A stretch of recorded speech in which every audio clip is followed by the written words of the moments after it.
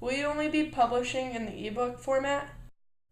The ebook versus hard copy book question. Yeah. That's a tough one, and we're in flux on that right now in the publishing world. Burritos and Gasoline was my first novel, and that does exist both as a hard copy, paperback, trade cover, or as an ebook. And frankly, if that had come out as just an ebook, it wouldn't have worked because in 2006 there really wasn't that many e-readers in the world. But now with the Kindle and the Nook and the iPad and everything else, and readership is changing. The way people access information is changing. So I made a conscious decision to work more in the ebook end of things. I like it, in all honesty. It's much more expedient. It's much quicker to get something from my desk to the editor, out to the publisher, and get it published in an e-format than it is on paper. It's also an interesting business thing, to tell you the truth, because from the publisher standpoint, there's nothing to print, there's nothing to store, there's nothing to transport. Once you have the file, you have the file, and it's just internationally available.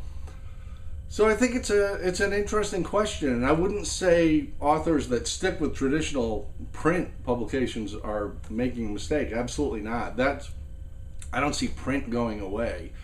I just don't. It's just not right for me right now. I like the ebook format. My sci-fi series, which is the Lifeboat Augusta series, which starts with To the Lifeboats, and then number 2 is just about Armageddon, and 3 is Isle of Safety, and 4 and 5 are still in process right now. And even the short story I just did not too long ago, Deep in the Grove, that's available exclusively as an ebook. And in all honesty, I like it. And especially in this age of Facebook and LinkedIn and email and everything, you have an ability to have a relationship with your readers. There's links right in the book that'll take you to my webpage, or you can find my email address going that way. So it's an interesting thing. By going the ebook version, an author can actually encourage interaction between the readers and themselves, which is a little tougher to do with the paper book. Although I must admit, when you do an in-store and you go sign books, I don't know of any way to do that with an ebook.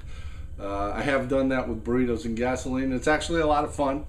It's interesting to meet people, but yeah, tough question. I think ebooks will become a bigger and bigger thing as time goes on, though, and I'm comfortable there. So that's really the whole thing. If you're publishing in a way that makes you comfortable and the readers are happy, life's good. So life's good.